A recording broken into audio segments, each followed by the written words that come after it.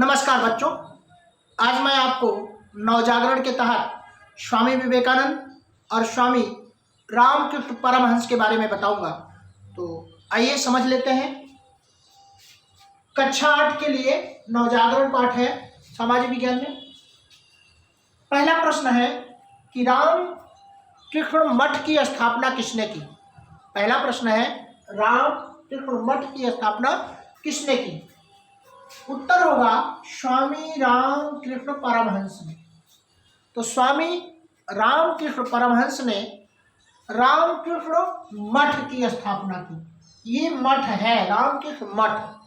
और स्वामी रामकृष्ण परमहंस को गदाधर चट्टोपाध्याय भी कहते हैं। उनके बचपन का नाम है। अगर पूछा जाए कि स्वामी रामकृष्ण परमहंस के बचपन का क्या नाम है तो आप बताइए गदाधर चट्टोपाध्याय। तो गदाधर चट्टोपाध्याय बचपन का नाम है स्वामी रामकृष्ण परमहंस। और स्वामी रामकृष्ण परमहंस ने रामकृष्ण मठ की स्थापना की। उद्देश्य क्या था?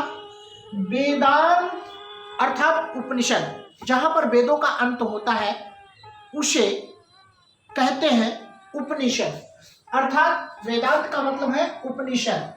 उपनिषद के संदेशों का प्रचार व प्रसार करना था रामकृष्ण मठ का। यही उद्देश्य था कि वेदांत अर्थात उपनिषद, उपनिषद अर्थात दर्शन पर आधारित उपनिषद, उसके संदेशों का प्रचार और प्रसार करना था।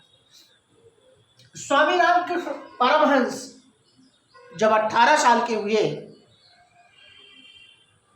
और तभी से विवाह की बात चलने लगी, लेकिन 23 वर्ष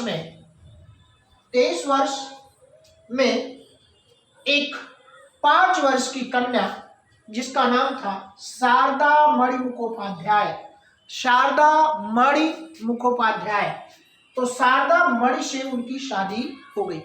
लेकिन ये शादी एक सहधर्मिणी के रूप में था, क्योंकि वो 23 वर्ष के थे परमहंस और कन्या शारदा मणि मुखोपाध्याय महज 5 वर्ष की थी। शादी इसलिए नहीं हुई कि सुख की प्राप्ति करना है, जबकि कोई सुयोग कन्या नहीं मिल रही थी, तो उन्होंने उससे शादी की। और हुआ क्या, एक बार जब वो 18 वर्ष की हुई तब परमहंस से पूछा मैं कौन हूं, मैं कौन हूं। क्योंकि परमहंस काली मां के पुजारी थे, दक्षिणेश्वर के संत कहलाते थे। काली मां के पुजारी और दक्षिणेश्वर के संत कहलाते थे। तो उन्होंने उत्तर दिया कि काली मां के समान माता हो। अर्थात मेरा आपका जो विवाह हुआ है वो संतानों उत्पत्ति के लिए नहीं हुआ है, केवल सहधर्मिणी के रूप में हुआ है। और वहीं से शारदा मां को उन्होंने प्रथम शिष्य बना लिया। तो प्रथम शिष्य अगर पूछा जाता है तो शारदा मणि रामकृष्ण परमहंस की प्रथम शिष्या हुई।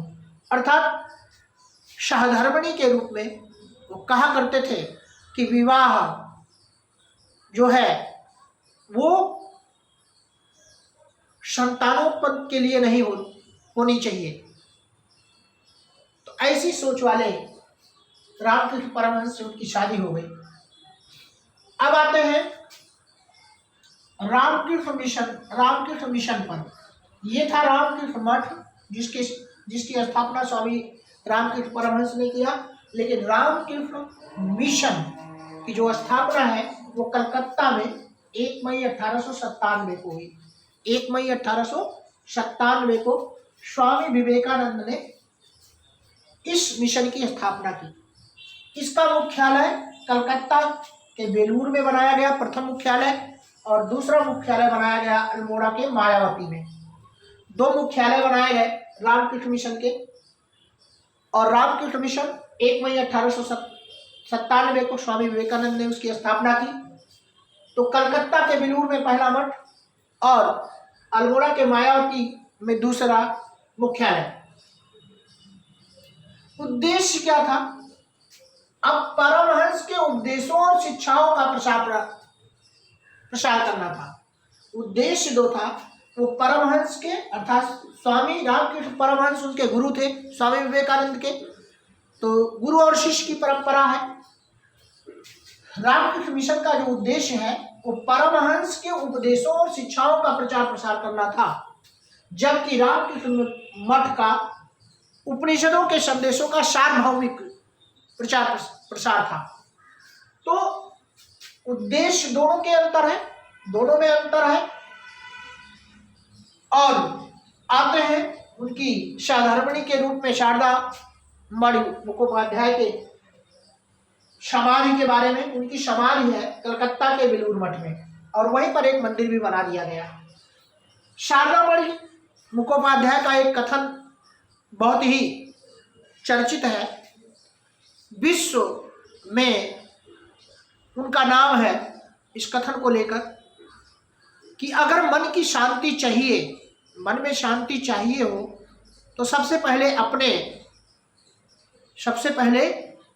अपने दोषों को देख लो, दूसरे के दोषों को मत देखो। सभी अपने हैं, कोई पराया नहीं। ये बहुत गजब का कथन है उनका।